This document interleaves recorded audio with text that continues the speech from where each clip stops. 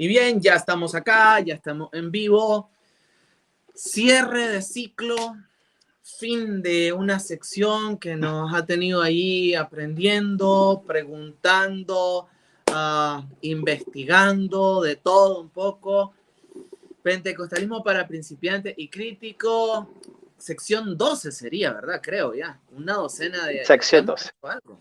O sea, ya he pasado con vos como unas 14 horas, hermano. O una cosa así, porque cada una hora 10, una hora, etcétera. Ya he pasado bastante tiempo con vos. Gracias. Yo diría que un poquito más. Sí. Gracias por esa No, inversión, por favor, Eliseo al Jeremías. revés. Bienvenido. Dios los bendiga a todos, queridos amados, queridos oyentes, todos los que están ahí, como siempre los que después nos van a ver. Estamos muy contentos por ya cerrar todo este ciclo y oramos por las cosas que van a venir más adelante. Esperamos siempre que esto haya sido de edificación para que ustedes puedan comprender, entender, ver que el pentecostalismo tiene una base bíblica, tiene principios establecidos en la palabra de Dios y no es simplemente un montón de locos adentro de cuatro paredes.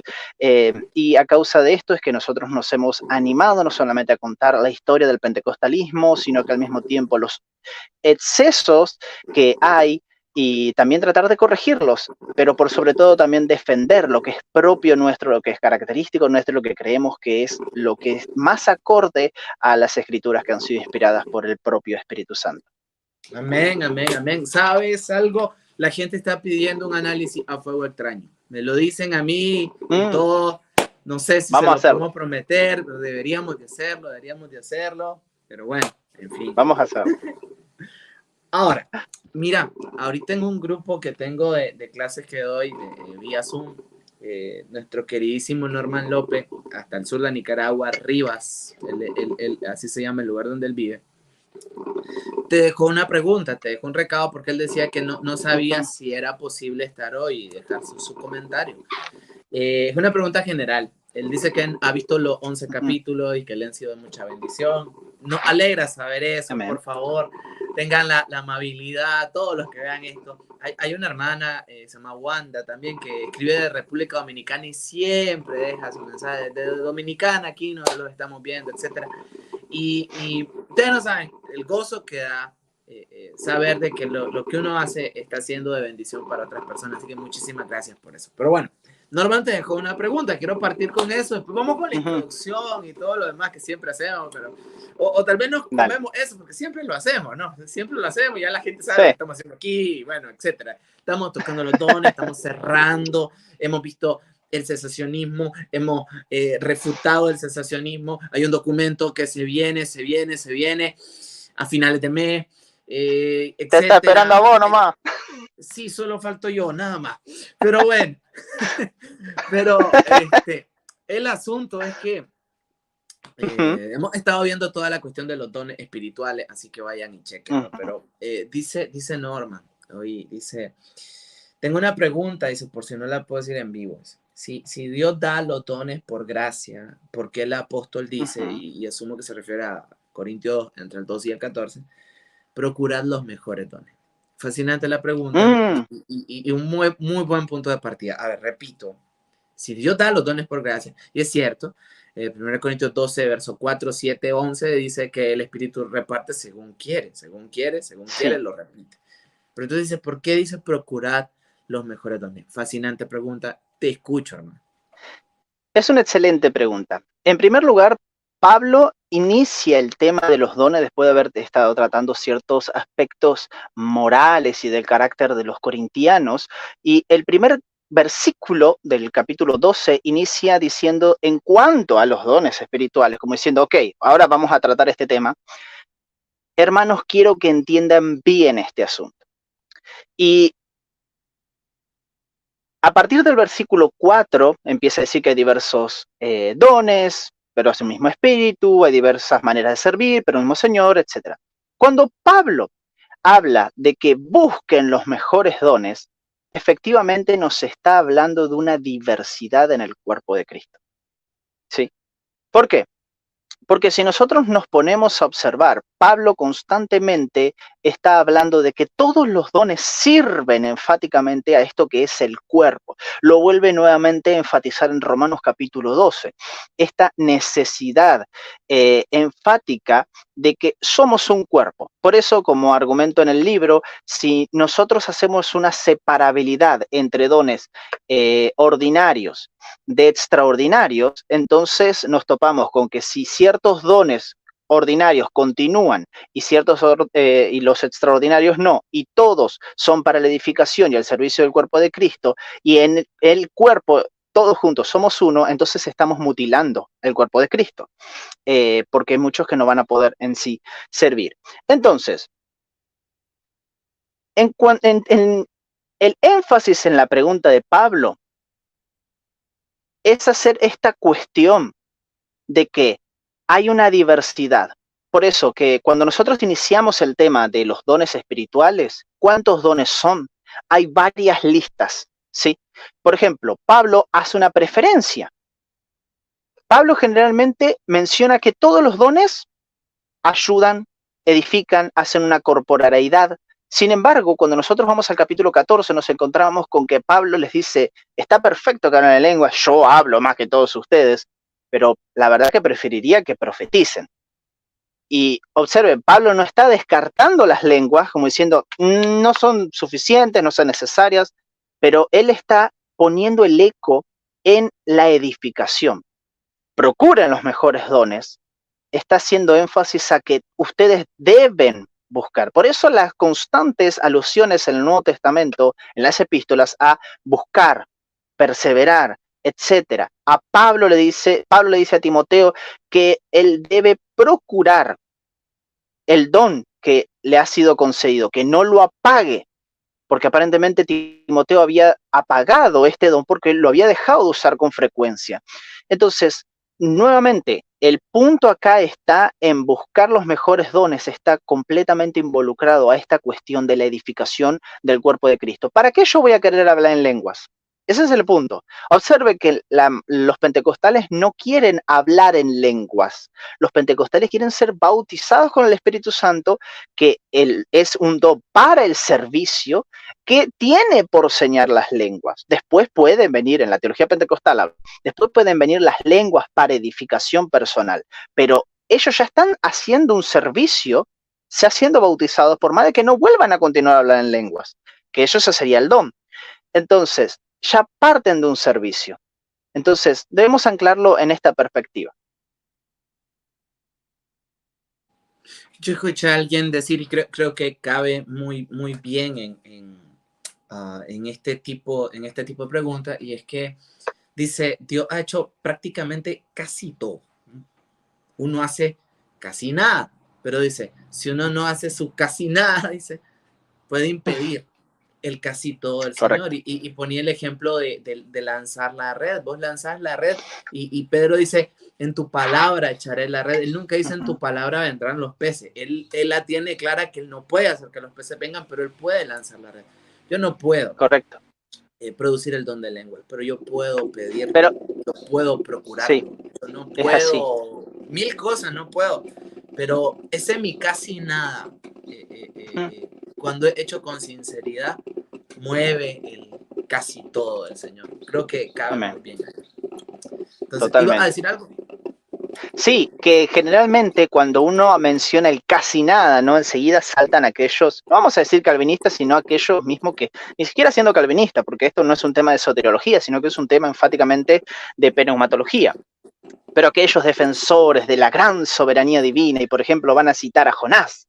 Bueno, Jonás no quería hacer o no quería ir, y Dios lo obligó, haciendo énfasis que cuando Dios quiere aparentemente dar un don, lo da, no tiene nada que ver lo que el hombre haga.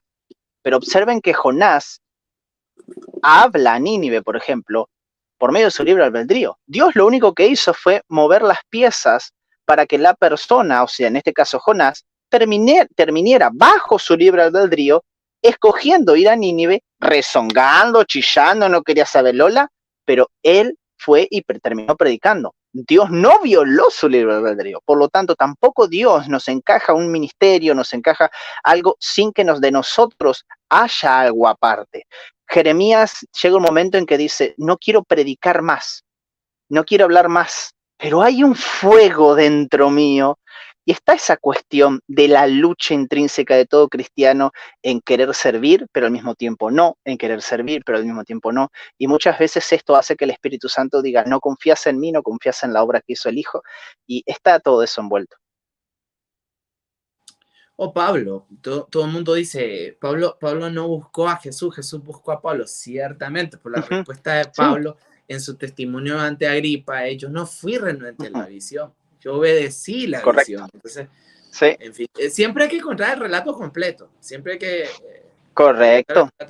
Si no, nos quedamos simplemente con el relato que Dios lo escogió desde antes de la fundación del mundo, de antes cuando estaba en el vientre de su madre, y ahí nos quedamos. Que esté escrito, pero es que claro, van de la mano.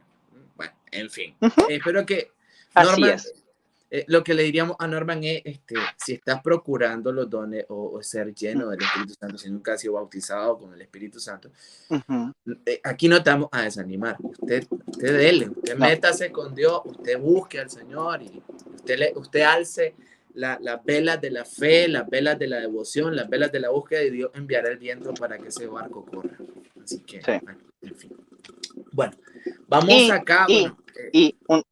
Una palabrita más, amigo. Y no crea en esos libros que hay o en esas maniobras, 7 pasos para ser bautizado con el Espíritu Santo o 3 pasos. Yo tengo el video sin editar en mi canal de YouTube, Pentecostalismo Máximo, pueden encontrarlo, de 7 minutos alrededor, en donde yo encaro ese tema y es un don de Dios. Quizás Dios no te bautiza con el Espíritu Santo, pero los pentecostales actualmente no creemos que el bautismo del Espíritu Santo sea la puerta abierta para los dones. Dios te puede usar en otras áreas y muchas veces nosotros no nos gusta ser pie y queremos ser cabeza, pero debemos ser agradecidos y buscar ser parte del cuerpo de Cristo en donde Dios decida ponernos. Así que no significa que no debas buscar el bautismo del Espíritu Santo, todo lo contrario, pero también ve que quizás Dios te puede dar otros dones o te está dando otros dones y tú no los estás viendo.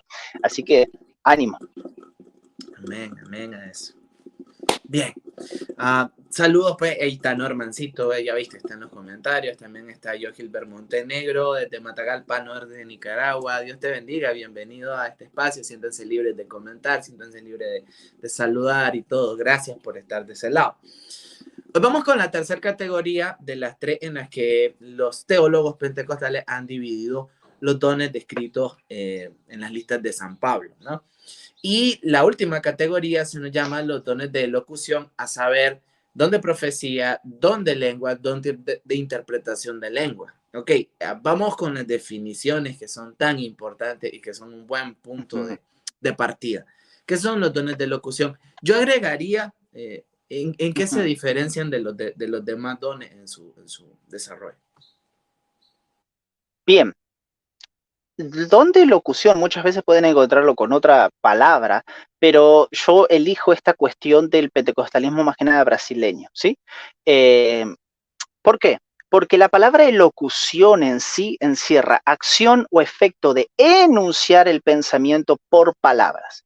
Y ahí nosotros vamos a ver, don de lenguas es una actividad verbal y lingüística. La interpretación de lenguas es una interpretación de la actividad verbal y lingüística del don de lenguas que al mismo tiempo tiene en su esencia muchas veces la intensibilidad de que esa persona que interpreta también lo haga basado en una actividad verbal y lingüística, o sea, comunique al pueblo para que todos sean edificados, dice 1 Corintios capítulo 14. Y don de profecía, obviamente, también es otra actividad verbal y lingüística. ¿Cuál es la diferencia? Aunque parezca medio raro, los dones de revelación están bastante incluidos con, por ejemplo, el don de locución en el aspecto de que Dios se revela o revela al hombre, por ejemplo, la profecía, ¿sí? Sin embargo, ¿cuál es la diferencia que hay en el aspecto de la profecía que después vamos a estar viendo? Es que el pentecostalismo no entiende en sí, aunque muchas veces utilizan la terminología, no lo entienden de esta manera, que el don de profecía sea una revelación, ¿sí? Observen, los dones de revelación que incluyen don de sabiduría, don de conocimiento, ¿sí? Para conocer algo que la persona no tiene conocimiento, pero el Espíritu Santo le da un conocimiento mayor sobre cierto aspecto de la vida de una persona o algo que necesita la congregación, etc. Y el don de discernimiento de espíritus, ¿sí? Esto es algo que el Espíritu Santo da, ¡pum!, de manera, en cierto sentido, como infalible, ¿sí? ¿Por qué? Porque si a mí Dios me revela por medio del don de conocimiento que el hermano Emanuel se va a casar de mañana y no me dijo, yo lo estoy sabiendo, no hay error. No hay error. Sin embargo, el don de profecía, en cambio, aunque parte de una revelación, es más que nada un impulso del Espíritu Santo. Y vamos a estar viendo esa parte de la diferencia que hay. Obviamente también, otra diferencia que hay, los dones de poder tienen están más enfatizados a lo que es el aspecto de la señal en poder mismo del Evangelio. Al mismo tiempo también señales para el beneficio de la salud del cuerpo de Cristo y también para las personas incrédulas, también para que puedan ver el Dios en que creemos, que es un Dios vivo. Entonces, todos estos aspectos tienen un aspecto que es congregacional y al mismo también un aspecto que es para afuera de la congregación, ¿sí? Por ejemplo, don de revelación, puede Dios usar a una persona en la iglesia, como también puede usar a una persona afuera de la iglesia, ¿sí? Dios puede usar a una persona para sanar a alguien de una sanidad o ocurrir un milagro dentro de la iglesia, como puede ser usado afuera de la iglesia. Sin embargo, cuando nosotros nos encontramos con los dones de elocución, nos encontramos con Pablo en una cuestión bastante tajante, que es el tema de que las lenguas están envueltos en un aspecto congregacional y que al mismo tiempo envuelve la profecía también un aspecto juzgativo de parte de la congregación. Por eso es tan importante que cuando se hablen en profecía siempre esté la iglesia presente. Entonces, los dones son necesariamente esos, y esas son enfáticamente las diferencias. Aunque puedan haber ciertas correlaciones, hay una separabilidad tangible que se utiliza para hacer una sistematización, ¿no? Excelente. Vamos con un don ahorita que debo decir que, al menos en mi caso, en mi recorrido, hay un video en mi canal sobre mi viaje en la teología. Este don, la primera vez que yo traté con él y que me abría la posibilidad, porque tuve mi época Calvin Boy, unos 8 años, pero una de las primeras aperturas fuertes que tuve fue leer al hermano Wayne Grudem. Con todas las luces y sombras que tenga él, él tiene un libro donde describe la profecía en el Nuevo Testamento. ¿Ya? Porque obviamente está, ya hemos hablado de esto, pero está todo este engranaje teológico de pensamiento, que es que al cerrarse el canon, pues se cierra la profecía, porque que si hubieran profetas ahora, bueno, tendría que escribir la continuación del Apocalipsis o una cosa así. Donde está el glosario, donde salen los mapas, ahí tendría que ir cada profeta que Dios ha usado ahí escribiendo la continuidad del canon. Pero bueno, Wayne Grudem es alguien a quien yo recomiendo. No sé si vos querés recomendar a alguien, me imagino que todo eso va en el libro, pero bueno. A él. Okay. Es muy bueno, el libro de él es muy bueno, es una Sí. tesis doctoral que él hizo y por la que Exacto. lo criticaron muchísimo por eso, pero ¿para qué? Tremendo el libro. ¿Dónde profecía? ¿Dónde profecía? Bien, bueno, otro que uno puede recomendar es mismo Crane S. Kenner, aunque Kenner se enfatiza más en los dones de sanidad y de milagros. Tiene un libro enorme sobre los milagros, ¿sí? Así que si quieren conocer el tema sobre los dones de sanidad y de milagros desde un aspecto académico, vayan y busquen a Crane S. Kenner. Pero al mismo tiempo también tiene un apartado también sobre que habla sobre los dones, sobre el don de profecía. Bien, don de profecía. En el Antiguo Testamento nos encontramos con la palabra que es profeta, ¿sí? Que es Naví o Naví, y que se refiere al hombre que es inspirado por Dios por medio del Espíritu Santo para llevar mensajes de Dios al pueblo. Segunda de Pedro, capítulo 1, versículo 21. La palabra profetizar, por otro lado, en el Antiguo Testamento es nabá, es decir, la función del verdadero profeta cuando habla el mensaje de Dios al pueblo bajo la influencia del Espíritu Santo. Primera de Reyes capítulo 22, versículo 8, Jeremías 29, 27, Ezequiel 37, versículo 10. Sin embargo, en el Nuevo Testamento nos encontramos la palabra griega para profecía es profeteia, ¿sí? Que es formado de dos términos, que es pro, que significa adelante o por adelantado, y femi, que es hablar. Así, en estos términos, profecía significa declaración de lo que no puede ser conocido por medios naturales. Apocalipsis capítulo 10, versículo 11, capítulo 11, versículo 3. Estas dos afirmaciones las pueden encontrar en el diccionario expositivo de palabras del Antiguo y Nuevo Testamento, Vine, por si quieren ir a verificar. Entonces, profetizar en el griego se resume en una palabra, ¿sí? Que es propeteium, que significa hablar en nombre de alguien o a favor de alguien. ¿Cómo entiende la profecía o este entendimiento de efusión, inspiración, el pentecostalismo? La Biblia de estudio pentecostal, que fue comentada por Donald C. Stamps, que muchos la conocen como Biblia de estudio vida plena, ¿no? Dice lo consiguiente, y abro cita: es la capacidad momentánea y especial para transmitir mensajes, advertencias, exhortaciones de revelación de parte de Dios por el impulso del Espíritu Santo. Note y observe bien esta palabra, impulso. Entonces, el don de profecía, relatado por Pablo en 1 Corintios capítulo 14, se refiere a mensajes espontáneos, inspirados por el Espíritu en una lengua muchas veces. Esta es la definición que va a dar el Hinaldo Renovato. Él va a incluir en la cuestión el tema, como engloba esta cuestión de la elocución, el tema de las lenguas también. Entonces, él va a decir que muchas veces estos mensajes pueden ser dados en una lengua no conocida para quien habla, y también para quien escucha, con el objetivo de edificar, exhortar o consolar a la persona destinataria del mensaje. Vamos a observar también que el don de profecía, cuando entra el tema de 1 Corintios capítulo 14, el esquema en sí es que la persona que habla en lenguas se edifica a sí misma, a menos que alguien interprete, porque ahí sirve de edificación para los demás. ¿Por qué? Porque Pablo dice que el que profetiza edifica a la iglesia. Entonces está esta vinculación tan tajante. Muchos dirán, ¿por qué es que muchos cesacionistas necesariamente tienen que eliminar las lenguas? ¿Acaso no pueden servir como un fervor evangelístico si creemos como mínimo que son xenolalias?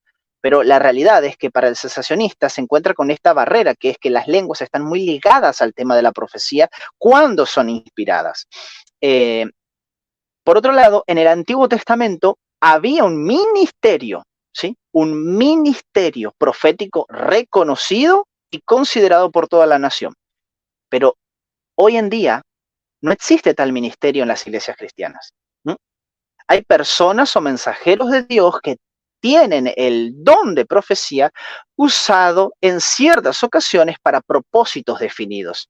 Entonces, ahí está una de las primeras nociones que nosotros tenemos sobre la cuestión del don de el cuestionamiento del don de profecía. Y está esta cuestión de, en primer lugar, es un impulso, ¿sí? Y al mismo tiempo no es un ministerio.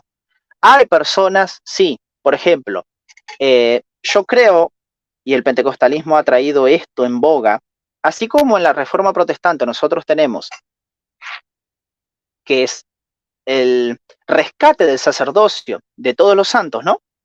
El pentecostalismo viene y dice, ok, pero no somos solamente sacerdotes, porque Joel dice que también vamos a ser profetas. Y esto se recorre y se va recorriendo en la Biblia. Mismo en Apocalipsis hay una cuestión que yo englobo en el libro, Apocalipsis 19 y Apocalipsis 22, esta cuestión de que somos profetas. Entonces, ¿somos profetas? Sí. ¿En qué término? En muchos términos. En términos de que nosotros podemos ser personas que compartimos la palabra de Dios por medio de las Escrituras, como también podemos ser profetas porque somos personas que somos inspiradas en diferentes dones. Recuerden, y una de las cosas que enfatizamos en el libro, es esta cuestión de que los profetas en el Antiguo Testamento no eran simplemente personas que preveían el futuro, personas que se ponían y predicaban o algo por el estilo, eran personas también que eran usados en muchos dones. Ellos no solamente profetizaban previendo el futuro, también sanaban, también levantaban hachas de las profundidades. Algo pasaba carismáticamente en ellos que no solamente los limitaba a prevenir el futuro. Por lo tanto, en ese aspecto, nosotros también somos profetas. Esto es lo que va a decir. Ahora, el ministerio, eso es otra cosa. Ahí ya entramos en un choque mismo que hay en el pentecostalismo. Todos sostienen, como ya me he afirmado, todos sostienen que la profecía verotestamentaria, el ministerio como el profeta verotestamentario del Antiguo Testamento, caducó, cesó. Sin embargo, acá la cuestión es si puede haber o se puede llamar a alguien profeta como un ministerio porque es usado varias veces en el don de profecía. Eso está a discusión. Yo no lo comparto y prefiero decir una persona fue usada en el don de profecía y ahí quedó. No llamarla profeta en un sentido ministerial. ¿Okay? Pero por otro lado, la profecía en el Nuevo Testamento, cuando me refiero al Nuevo Testamento, nosotros debemos entender unas cosas que muchas veces se nos pasa. ¿Cuándo es que inicia el nuevo pacto? ¿Cuando nace Jesús? ¿O cuando muere, resucita, asciende y el Espíritu Santo viene y nos empodera? Yo digo que los evangelios permean una cuestión previa al establecimiento del nuevo pacto. Es esa cuestión cosmológica del reino viniendo con poder para establecer el nuevo pacto. Pero el nuevo pacto no es establecido sino hasta que Cristo muere y resucita. Por lo tanto, los evangelios nos están hablando de lo que estaba sucediendo en el antiguo pacto. Muchas veces se nos confunden porque tenemos el Antiguo Testamento o el Antiguo Pacto y el Nuevo y hacemos esta división, pero debemos entender eso. Por eso es que nosotros vamos a poder observar este tema a continuación con el tema del don de profecía. Entonces, ¿cuáles son y cuál es el tema acá sobre el don de profecía?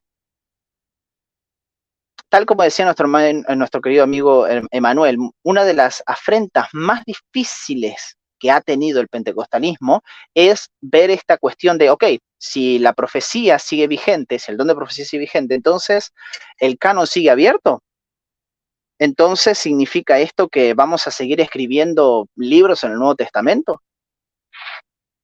Aunque han habido muchos que no son pentecostales, sino neopentecostales y muchos aspectos también carismáticos, que han sido fuertemente denunciados por los pentecostales de verdad, que han hecho una cosa así de querer buscar algo inspirado. El pentecostalismo nunca ha hecho eso, nunca. Literalmente, los primeros pentecostales, algunos han escrito libros y en ningún momento hubo esa intencionalidad para nada. Ahora, ¿cómo entendemos esto? Nosotros debemos entender algo básico en teología, que es el tema de la continuidad y discontinuidad entre los testamentos, ¿sí? Cuando nosotros aplicamos este principio hermenéutico, nosotros nos vamos a dar cuenta de que hay cuestiones que en el antiguo pacto para el nuevo pacto ya no siguen vigentes. O si siguen vigentes, no siguen vigentes de la misma manera.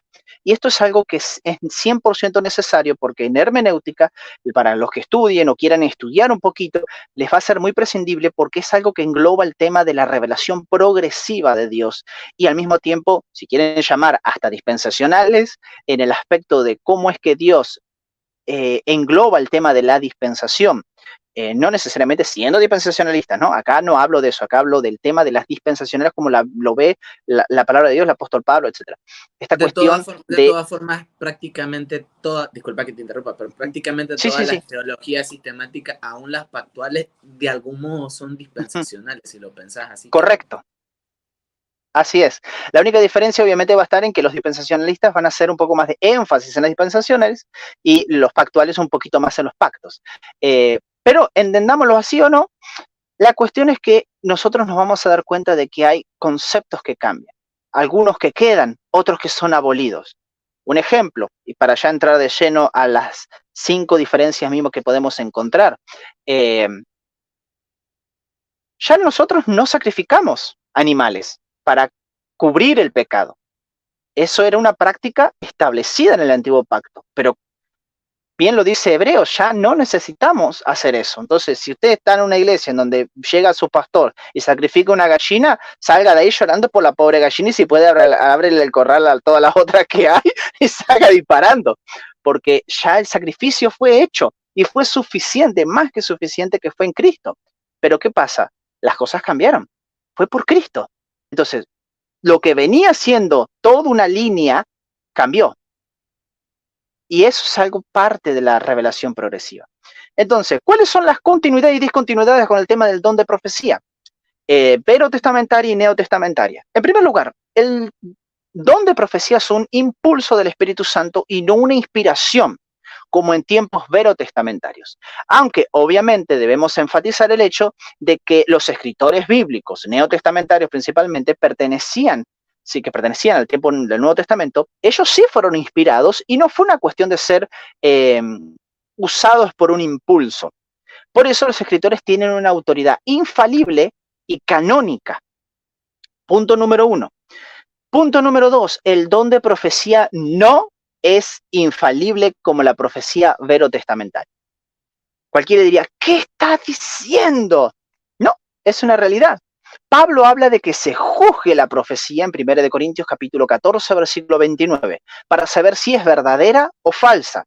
En cambio, ustedes pueden observar en el Antiguo Testamento que la profecía conlleva una autoridad escriturística y canónica, ¿sí? Ejemplo de esto lo vemos en la expresión así dice el Señor, la cual ya no se repite más cuando se establece el nuevo pacto. Lo más cercano es el caso de Ágabo, cuando dice así dice el Espíritu Santo. Entonces, hay una discontinuidad ahí y una continuidad sutil, pero muy notable. Es así, entonces, que el don de profecía está sujeto, a causa de esto, a las fallas de la persona usada. En cambio, nosotros nos encontramos que en el Antiguo Testamento, el profeta era el juzgado y no la profecía. ¿Por qué? Porque se debía juzgar a ver si la profecía se cumplía para saber si el profeta era el falso, no si la profecía era el falso. Porque había esta cuestión tan englobada a discernir si el profeta verotestamentario era verdadero o no, porque si era verdadero, sus palabras entonces venían de Dios. Y ya sabemos cómo le iba al pueblo de Israel con el tema de las profecías que no le llevaban el apunte, ¿no? Que no les prestaban atención. Entonces tenían esta costumbre. Por eso es que muchas veces nos englobamos con que el pueblo seguía a falsos dioses, a falsos profetas. El caso de Jeremías es un caso muy notorio. Jeremías trayendo juicio, anunciando, viene otro profeta y dice, no, ¿saben qué? Yo voy a romper el yugo, dice el Señor, y la gente siguiéndolo. Obviamente hay una intención de parte del corazón de la gente de seguir a esta clase de personajes, pero del pueblo, ¿no? Pero al mismo tiempo también se tenía cierto respeto a causa de que era quizás verdaderamente un profeta de Dios. En cambio, como bien observamos, no nos encontramos en esto en el Nuevo Testamento. Por eso está esta cuestión de juzgar las profecías. Un caso ejemplar es Ágabo. Ágabo llega y le dice a Pablo que va a ser preso, que va a ser atado, porque así dice el Espíritu Santo. Pero cuando usted analiza este capítulo en Hechos, si mal no recuerdo, 21, usted se va a encontrar de que es verdad. Hubo cuestiones en las que Pablo fue llevado, encarcelado, pero no fue entregado.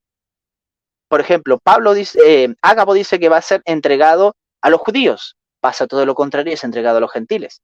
Dice que va a ser atado, no de pies y manos, no lo atan tampoco. Ahí es una muestra enfática de que hay una falibilidad. ¿Por qué? Porque el Espíritu Santo viene e impulsa, te da el mensaje, y los otros, como personas que van a transmitir ese mensaje, lo transmitimos basado muchas veces en nuestras experiencias, en nuestros prejuicios, y muchas veces podemos hasta agregar algo que el mismo Espíritu Santo no nos impulsó a decir. Un ejemplo, voy a dar un anuncio porque el Espíritu Santo me impulsó y voy a hablarle a una familia que está padeciendo de la enfermedad de una niña. Y la profecía viene diciendo de que no se preocupen, que el Espíritu Santo, que Dios estaba en control de todo, que no desanimen, que no bajen los brazos. Eso fue lo único que dijo y que me mandó a decir el Espíritu Santo. Pero yo le agrego, porque su hija va a ser sana. ¿Y si después se muere la niña? Ahí está el punto focal, en tener ese discernimiento, ese cuidado. En tercer lugar, el don de profecía tiene un principio claro: servir como palabra de coraje, edificación y consolación. 1 Corintios capítulo 14, versículo 3 al 4. La profecía del Antiguo Testamento, y aquí ustedes van a ver una de las mayores diferencias que hay, también tenía estos propósitos. Sin embargo, Pablo no menciona el más común en el Antiguo Testamento cuando habla sobre los tres propósitos que tiene el don de profecía. Y que es lo que muchas veces los cesacionistas dicen: se la pasan escuchando a profetas, pero los profetas del Antiguo Testamento se la pasaban hablando de juicio. Y efectivamente, nosotros no esperamos que alguien que hable la palabra, que hable por un don de profecía, hable de juicio. ¿Por qué? Porque el objetivo de la profecía neotestamentaria es el crecimiento y la edificación de la iglesia, no su destrucción. Vamos ahora más adelante a analizar el tema de los significados mismos que tienen estas cuestiones tripartitas. Amado, oíme, pero como una sí, curiosidad personal, en sí, la cuestión de la, porque vos sabes que es para edificación, consolación y exhortación. sí. En la parte de la exhortación puede abarcar mensajes fuertes o no sé, Puede y y otros no podrían puede. interpretarlo como juicio, pero claro, Sí, para la ahora iglesia. lo vamos a ver, sí. Ok, dale. Ahora lo vamos a ver. Entonces, en cuarto lugar, una observación importante es que el don de profecía está ligado a la supervisión de la congregación, ¿sí? Reunida para juzgarlo con los criterios de las Sagradas Escrituras y al mismo tiempo también por si alguien es usado en el don de discernimiento de espíritus. Esto es algo sumamente importante. Y finalmente, esta es la razón por la cual la profecía de muerte, que era tan común en el Antiguo Testamento, ya no es parte del Nuevo Testamento. No encontramos a nadie, el don de profecía neotestamentaria, hablando de que si no cumples esto, Dios te va a matar. Como pasó, por ejemplo, en el caso de Jeremías y este profeta, no recuerdo el nombre, quizás mi amigo acá que es más avispado en los nombres se Hananías. acuerde. Hananías. Ananías. Correcto. No sucede, no nos encontramos con esto. Por lo tanto, si alguien viene y le dice una profecía anunciando su muerte y usted se encuentra en esta aflicción, crea que no es verdad. Esto es falso. Y quizás usted diga: bueno, pero yo viví ciertas experiencias, pero ahí está el punto. Es la palabra de Dios o las experiencias.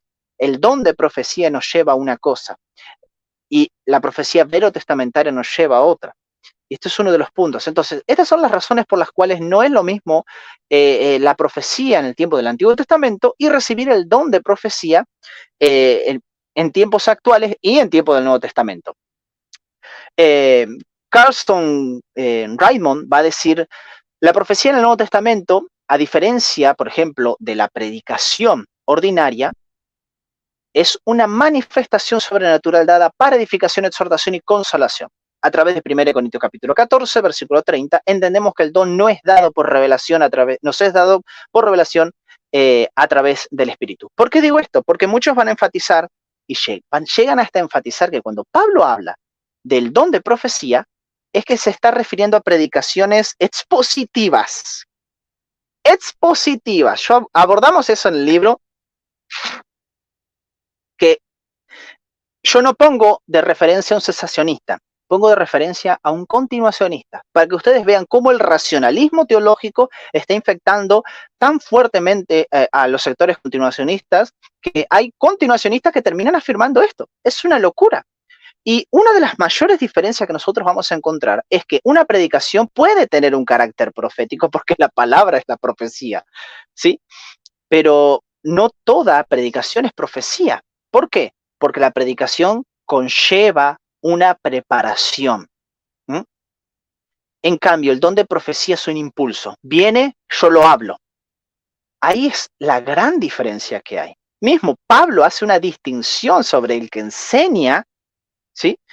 Que se utiliza la palabra para enseñanza, que es doctrina, a aquel que profetiza. Entonces, no es lo mismo para nada. Entonces, ¿cuál es la importancia del don de profecía?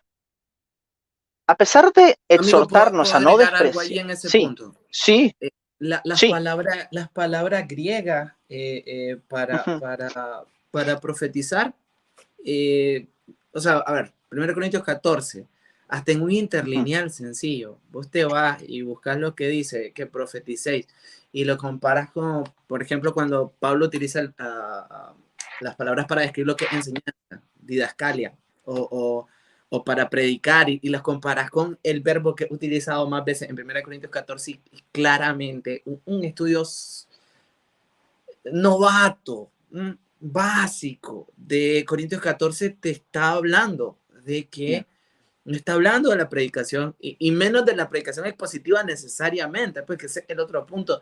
Es casi un ídolo contemporáneo la predicación sí, expositiva. No es que sea malo, yo trato de predicar expositivamente, pero se ha vuelto un ídolo y eso es torcer la escritura. Y yo creo que totalmente. no creo, estoy seguro, eso es pecado. Eso es pecado. Y hay Sí. que arrepentirnos de eso. Perdón por la interrupción, pero si no lo decía No, ahorita, no por lo voy a favor, decir para nunca. eso estamos. Pero ahí eso nos habla enfáticamente sobre cómo el racionalismo está pegando tanto. Y viene pegando hace años, ¿no? Entonces, ¿cuál es la importancia? Porque muchos van a decir, ¿para qué es importante el don de profecía? A pesar de, como bien decía, de exhortarnos a no despreciar o apagar las profecías en la iglesia local, menciona Pablo en Primera de Tesalonicenses capítulo 5, versículo 20, las escrituras nos orientan a que examinemos todo, juzgando y discerniéndolo también por medio del Espíritu, lo que está detrás de los mensajes. Entonces, toda profecía espontánea debe ser juzgada. Por otro lado, el don de profecía es tan importante que Pablo exhortó a que se lo buscara. El primer versículo de Primera de Corintios capítulo 14. También demandó y recomendó que este don fuese observado por el orden y el cuidado también en los cultos. Versículo 40 del capítulo 14 de Primera de Corintios. Ahora, hay una importancia, una necesidad que nos lleva al propósito. Como todos los demás dones espirituales, la profecía tiene propósitos especiales de Dios para la iglesia de nuestro Señor Jesucristo. Solo debe usarse correctamente basado en la palabra de Dios. Dice la palabra de Dios, pero cada uno les es dada la manifestación del Espíritu para lo que es útil. 1 Corintios capítulo 12, versículo 7, o provechoso para la iglesia. De manera muy clara y hasta didáctica, el don de profecía tiene tres fines básicos en beneficio de la iglesia, pero el que profetiza habla a los hombres para edificación, exhortación y consolación. 1 Corintios capítulo 14, versículo 13. Vamos a verlos a cada uno. Edificación. Así como un edificio de piedra se construye poco a poco con la unión de los elementos materiales, del mismo modo los creyentes en Jesús son edificio de Dios, dice la misma epístola. 1 Corintios capítulo 3, versículo 9. Sí, amigo. Perfecto. De, de 10. Entonces, la formación espiritual de un discípulo de nuestro Señor Jesucristo, como somos todos nosotros creyentes en Cristo por medio de la fe, comienza con la conversión. ¿Sí? Eso lo sabemos. Es por gracia, por medio de la fe. ¿Sí? Todo ha sido una obra de gracia, por eso Cristo murió. Nosotros creemos en Él por medio de la fe y nosotros pasamos a ser parte del cuerpo de Cristo y ocurre en nosotros también esta cuestión de la regeneración, el nuevo nacimiento, la conversión, nos arrepentimos de nuestros pecados, cambiamos, hay un cambio en nuestras vidas y el Espíritu Santo comienza a morar en nuestros corazones. Pero esto no se detiene en el discipulado inicial. Por eso es que muchas veces vemos a muchas personas que inician el cristianismo y ¡pua! Muchos dicen esta famosa frase, está en el primer amor. Sin embargo,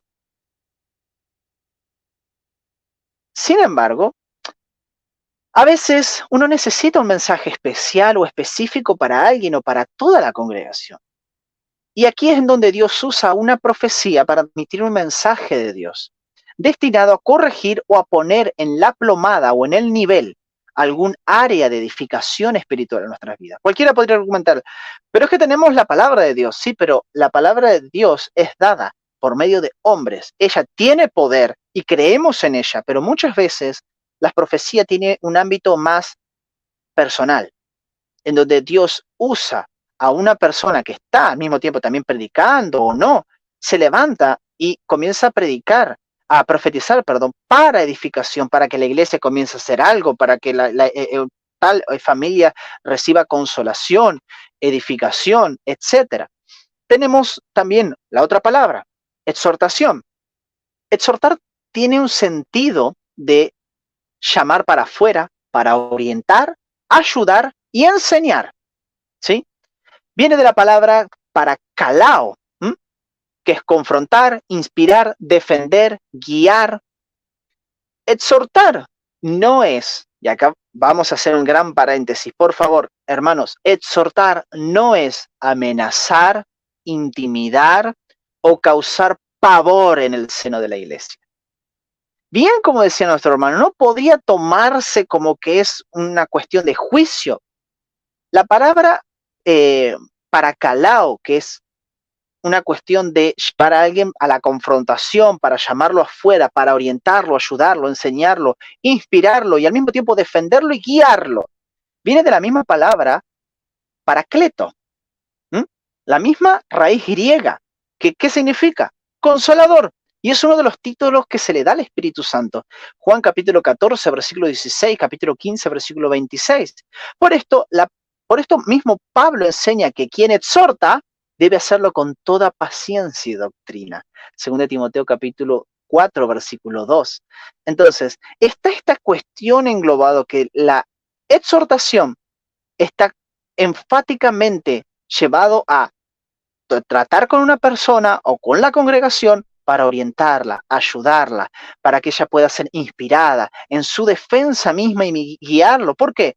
Cuando uno va a encontrarse con una persona que quizás está haciendo algo mal, lo primero que uno hace es tratar de guiarla, para tratar de ayudarla, y al mismo tiempo la está defendiendo para que no cometa más errores, para que pueda mejorar, para que pueda crecer. La otra palabra, consolación. El Espíritu Santo es llamado por Jesús como aquel que es el otro, no es él mismo el consolador. Ya lo hemos aclarado y lo hemos hablado cuando tratamos sobre el unicitarianismo. Es el otro consolador. Juan capítulo 14, versículo 16. Jesús hace una distinción entre él y el Espíritu Santo. La palabra paracleto, ¿sí?, que es el prometido por Cristo. Por eso el Espíritu, por medio del don de profecía, transmite mensajes de consuelo a sus siervos.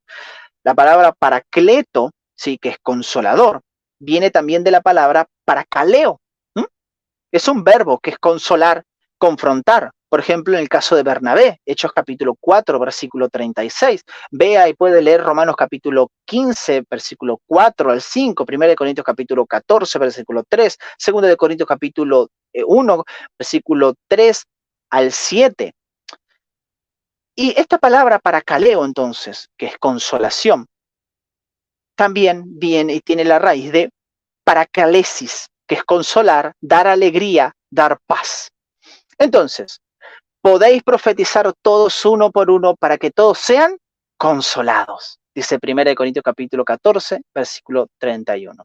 Entonces, el don de profecía, por lo tanto, sirve para hablarnos sobrenaturalmente a los hombres, así como el don de lengua sirve para hablar sobrenaturalmente a Dios.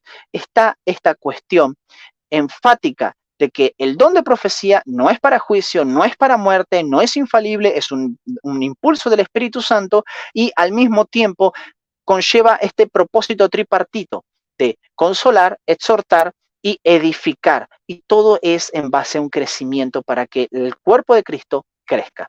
Así que no sé si tienes algo para decir o le damos directo a los errores que muchas veces hay en la iglesia. No, estoy deleitando. Me mirabas que hacía eso porque me salía estoy con el teléfono y me salía una advertencia de, ¿cómo se llama? tiene un mensaje en el buzón. Entonces, cuando me mirabas que hacía eso, era que estaba dándole cancelar, cancelar, cancelar. Yo dije, me está persignando el hermano. Sí, tranquilo, tranquilo. Nada, no, maravilloso la disertación y la explicación del correcto. Mira, un comentario antes de que pase a lo de los errores. Algunos cesacionistas, no todos, pero algunos cesacionistas de la escuela macartuniana, sobre todo, y no me refiero a fans de ellos, sino directamente a ellos, y porque yo escuchaba antes expositores, confieso mi pecado, ellos se referían peyorativamente a los profetas como profeta falible, y lo hacían en un tono... ¿Cuál sería tu respuesta a esto? Profeta falible, etcétera, etcétera, etcétera. ¿Qué dirías vos al respecto? Bien.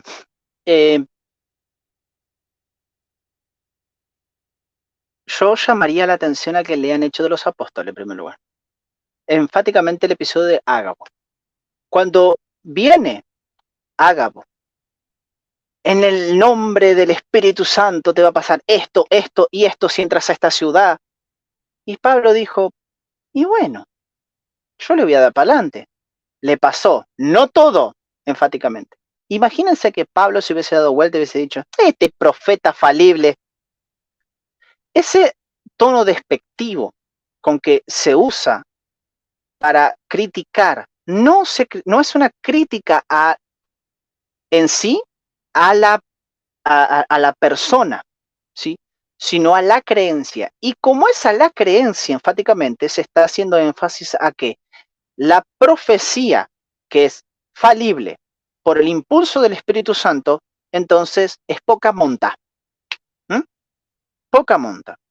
Ahora, como bien enfatizamos en el libro, nosotros nos encontramos con muchos casos en los cuales hay personas que son usadas en el don de profecía.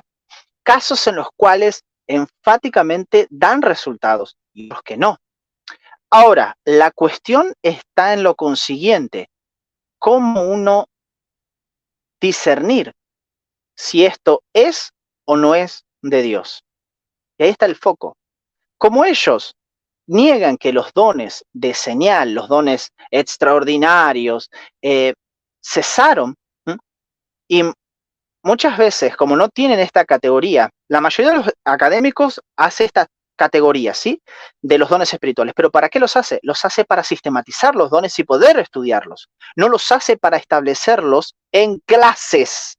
Esto es ordinario, esto es extraordinario. Esto sigue, esto cesa. Y literalmente, nosotros debemos entender que nos topamos con estas cuestiones en donde el cesacionismo termina llevándonos a que nosotros terminemos despreciando el don de Dios. Al mismo tiempo, nosotros nos encontramos con que cuando se hace esta crítica, enfáticamente se está dañando al hermano. Entonces, si somos uno en Cristo, uno va a criticar la postura, ¿sí? Ahora, imaginémonos que una persona habla en profecía. ¿Cómo va a saber el cesacionista si esa profecía es o no es, siendo impulsada por el Espíritu Santo, si ellos ni siquiera creen que exista y siga vigente el don de discernimiento de espíritus? Porque el don de discernimiento de espíritus está enfáticamente ligado a esta cuestión de la revelación como don y también al tema de la elocución. Entonces ellos te dicen, no, esto no vale, esto es poca monta. Pero al mismo tiempo, cuando uno le pregunta, ¿y cómo lo sabes? ¿Tienes el don de discernimiento de espíritu? No, porque eso también cesó. Entonces yo no sé cómo saberlo. ¿Con qué base epistemológica de conocimiento ellos atacan? Por medio, obviamente, van a decir de la palabra de Dios. El problema es que cuando nosotros vamos a la palabra de Dios nos encontramos con personas, como en el caso de Ágabo, que la profecía no fue de forma infalible. ¿Y qué hacemos ahí? Entonces, el ataque despectivo no sirve mucho. Solamente sirve para crear espantapájaros. El tema acá va a estar en cómo entendían el don, ¿sí? Porque profetas había muchos, pero ¿cómo entendía el don los escritores del nuevo pacto? Ahí va a estar el foco. Yo diría, si va a desacreditar el don de profecía por la falibilidad del vaso al que Dios utiliza, también deberíamos de desacreditar la predicación de la palabra de Dios, porque el vaso que predique es falible. Correcto. Y todo predicador, hasta el más versado, incluso el que sea ícono o paladín de toda esta gente, en algún punto va a tener que retractarse. ¿Y qué entonces? ¿Dejamos de escuchar la palabra de Dios porque el vaso es falible, porque se equivocó en la interpretación de algún texto? Por supuesto que no. ¿Qué se hace? Ejercitar, por un lado, el discernimiento, obviamente, sea que tenga el don, o sea, todos tenemos la palabra, como bien lo he recalcado muchas veces, pero el saber juzgar en el buen sentido que Pablo da acerca de no descartar, no descalificar, no. Juzgar en el buen sentido de la palabra. No sé si y al mismo tiempo, ¿sabes qué, amigo? Sí. Una cosita más, dos cositas. Una, la mayoría de los que son cesacionistas, ellos son calvinistas. Son calvinistas. Y también son luteranos muchos. Yo amo mucho a los calvinistas y a los luteranos. No tengo nada porque somos todos parte del mismo cuerpo. El hecho de que uno tenga una mano renga no significa que una pierna renga no significa que no sea parte del cuerpo, ¿no? O una mano deforme, pero somos dos partes del cuerpo. Pero a Calvino se lo llamaba profeta y él no tuvo ningún inconveniente con ello. Mismo, en el libro mencionamos, hay profecías de Calvino que se cumplieron. Hasta él anunció una guerra y se cumplió.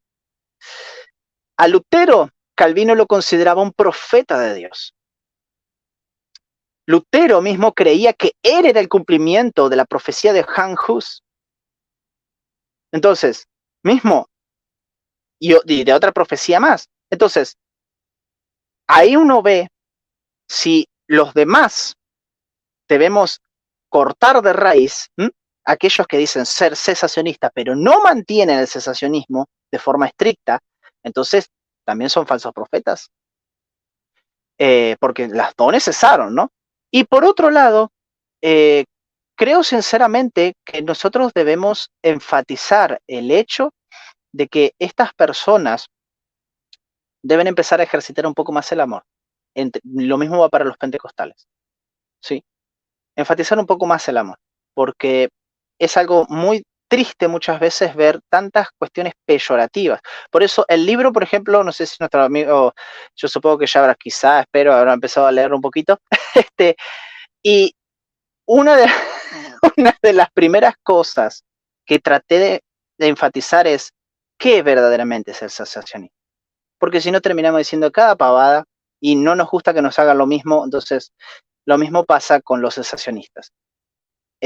Busquen información un poco más. Y al momento de criticar, háganlo en amor. Mano, yo creo que hoy nos vamos a quedar solo con el don de profecía, porque si te fijas ya nos llevan 1 hora. El don de profecía sí. Solo nos ha llevado esto, pero no hay problema, ¿verdad? Tenemos tiempo. Sí. Okay. Yo tengo tiempo, no sé vos. Exceso, yo tengo un rato más, yo te aviso. Vale. Creo que podemos darle todavía al don de lenguas, pero es que la cuestión con el don de lenguas es que necesariamente hay que tener la interpretación a la par. Ese sería el pequeño detalle. Pienso yo, no sé qué pensaba vos. Yo creo que para abarcar uno tiene que ir el otro a la par. Pero el de interpretación va a ser corto. El de interpretación va a ser corto. Bien. Vamos. Excesos, malo uso del don de profecía. Bien. Pero en primer lugar, un primer mal uso, primer error, usar la profecía como una guía para la iglesia. ¿Sí? El don de profecía no tiene como objetivo guiar o direccionar la administración de la iglesia. La Biblia Sagrada, la profecía por excelencia, es el manual de la iglesia y tiene todas las orientaciones para la administración espiritual y humana de la iglesia cristiana. También para eso también está el don de sabiduría para muchas veces los ministros. El don de discernimiento de espíritus también puede ayudar para saber si una manifestación espiritual es o no es de Dios y no estar llamando gato lo que es una liebre. Entonces, una esa. En segundo lugar, usar el don de profecía como si fuera un oráculo. No es correcto que un cristiano solo realice acciones tras pedir un consejo a alguien que fue usado en don de profecía. Los que fueron usados en el don no son gurús para consultar. Hay algunos que practican la simonia, ¿sí? Hechos capítulo 8, versículo 18, profetizando para recibir ofrendas de quienes los consultan. Dios ha usado a personas para dar consejo por el don de sabiduría o por medio también de las escrituras. Entonces, el don de profecía es para la edificación de la iglesia y no un dominio propio. Entonces, si alguien es usado en profecía, no esté pensando de que usted va a poder ir y decir, a ver, profetízame algo. No, porque esta no es el punto del don de profecía, como ya hemos observado. En tercer lugar, el don de profecía como una fuente doctrinaria. Esto es un tema muy escaso en el pentecostalismo clásico, pero que lamentablemente hasta muchas veces se cola ahí. Es completamente errado y contrario a la palabra de Dios. La fuente por excelencia de doctrina es la palabra de Dios. Ninguna profecía puede agregar o retirar lo que ya fue revelado en las sagradas escrituras. Dice la palabra de Dios, Apocalipsis 22, 18, 19, yo testifico a todo el que oye las palabras de la profecía de este libro. Si alguno añadiere a estas cosas, Dios traerá sobre él las plagas que están escritas en este libro. Y si alguno quitare de las palabras de este libro, de esta profecía, Dios quitará de su parte en el libro de la vida y de la santa ciudad de las cosas que están escritas en este libro. En cuarto lugar, usar el don de profecía de forma descontrolada. Pablo habla de que el don debe ser usado con decencia y orden. Así que, hermanos, procurad profetizar y no impidáis el hablar en lenguas, pero hágase todo decentemente y con orden. 1 Corintios capítulo 14, versículo 39. La iglesia de Corinto poseía todos los dones, operando en medio de ellos. Tal vez por esto hubieron algunos que se creían más santos que otros que no poseen dones de locución, pero generaban desorden e indecencia en la iglesia. Y por esto Pablo llama el orden y a la decencia en el culto. Entonces, estos son errores que deben ser evitados, corregidos. Si hay en tu iglesia casos así, ora a Dios. En primer lugar, nosotros somos llamados a hacer columnas, baluartes, en decir, ver lo que uno hace mal, no procurar hacerlo, tratar de corregir con amor. Si es posible hablar con tu pastor por esta inquietud, háblalo. Si no quiere entender, busca orar, busca enseñar, busca siempre con amor, porque el Espíritu Santo puede cambiar corazones, cambiar la mentalidad de muchas personas. Muchas personas tienen perspectivas teológicas que con el tiempo van cambiando y muchas veces es fruto del Espíritu Santo porque se dejan ir moldeando. Entonces, el punto es, no por esto o por ciertos errores que tú veas vas a dejar o correrte de la iglesia, a menos que sean casos extremos como los mencionados aquí. Pero el punto focal es que ustedes puedan tener un conocimiento pleno de lo que es la escritura, lo que dice las escrituras por medio del don de profecía, para que ustedes puedan ser esa columna y baluarte. Amén a todo ello. Amén, amén y amén. Vamos con la siguiente parte, entonces. Nos ocupa hoy. Bueno, también hablar de que nosotros ya tenemos un video centrado solamente en este tema. Incluso tenemos un live de hace año y fracción solo sobre este tema. Pero bueno, vamos ahora con el don de lenguas, ¿no? Ya se ha hablado algo de esto, pero bueno, vamos con ello porque era necesario. El don de lengua, y ¿a qué se refiere la escritura cuando habla de diversos géneros de lengua? Bien, veamos. ¿Qué es el don de lenguas? El don de lengua es la habilidad de hablar una lengua que el propio hablante no entiende para fines de alabanza, oración o transmisión de un mensaje divino muchas veces. Algunos enseñan que no aparece, por aparecer, en el último lugar en la lista de los dones. Estos dones son los de menor importancia. Tal conclusión es insostenible, puesto que las 5 listas que encontramos en el Nuevo Testamento colocan los dones en órdenes diferentes. El don de diversos géneros de lengua es tan importante para la iglesia como los demás dones presentados en 1 Corintios capítulo 12. Obviamente, ya hemos analizado, Pablo afirma, mejor es que profeticen porque hay una cuestión de una edificación personal cuando uno habla en lenguas. Entonces, ¿qué es el tema de los diversos géneros de lenguas? Nosotros nos encontramos en la palabra de Dios que Pablo habla de que hay diversos géneros de lengua, heteroglosáis. Y aquí va a estar la cuestión en cuanto a la forma inteligible o ininteligible. Nosotros nos encontramos en Hechos de los Apóstoles, capítulo 2, versículo del 1 al 11, esta cuestión de que los 120 en el aposento alto comenzaron a hablar en lenguas. Pedro enfatiza de que ese es el cumplimiento de la profecía, ¿sí? De Joel capítulo 2, versículo 28. Sin embargo, nosotros nos encontramos que cuando Pablo y el historiador y teólogo Lucas enfatiza de que estas lenguas, como ya hemos visto, eran lenguas humanas. Hay 3 perspectivas para pasar rápido y concreto. Una es de glosolalia general, que creen que las lenguas de Hechos, como las lenguas de Corinto, son lenguas ininteligibles, ¿sí? Otra es esta cuestión, pero nos encontramos también con el contexto de Hechos capítulo 2, mismo Lucas hablando, estaban hablando en idiomas, dialecto, que es una palabra que se enfatiza demasiado en idiomas extranjeros de las localidades, de regiones circundantes. Por lo tanto, y al mismo tiempo la comprensión, inteligibles, no ininteligibles. Las personas entendieron lo que se estaba hablando, estaban dando alabanzas a Dios, no estaban predicando el evangelio.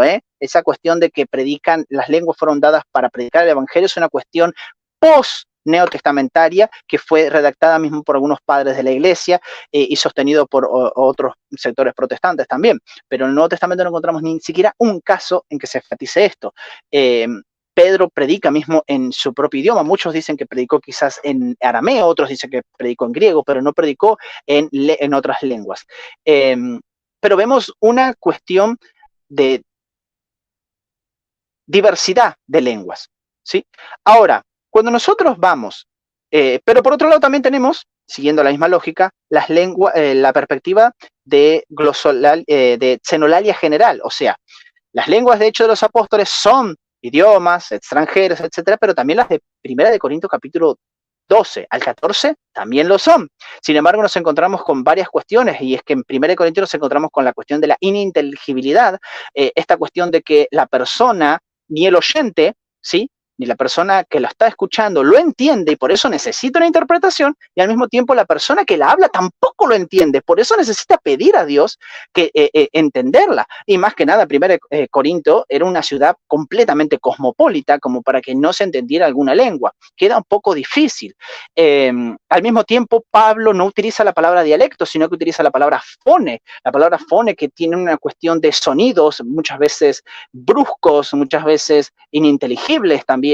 Entonces, eso rompe mucho con esta cuestión de que simplemente sean dialectos extranjeros. Al mismo tiempo, también tenemos esta cuestión en 1 Corintios de que es para una edificación personal.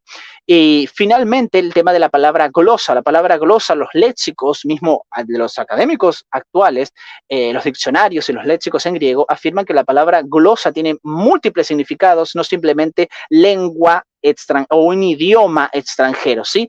Pueden llegar hasta 5 definiciones que se pueden dar de acuerdo al contexto, por lo tanto no podemos cometer una falacia de raíz. Y finalmente la que yo adopto, que es la perspectiva de separabilidad teológica o lingüística también conocida, que es las lenguas de Hechos 2, capítulo 2, fueron lenguas extranjeras. Sin embargo, no podemos definir si las lenguas que continuaron habiendo en Hechos son lenguas extranjeras, porque no los dicen, pero sin embargo, en 1 Corintios nos encontramos con esta cuestión de que eran lenguas ininteligibles. Ahora, muchos van a afirmar, bien, pero ¿qué pasa con la palabra de Dios cuando Pablo menciona en 1 Corintios capítulo 14, versículo 20,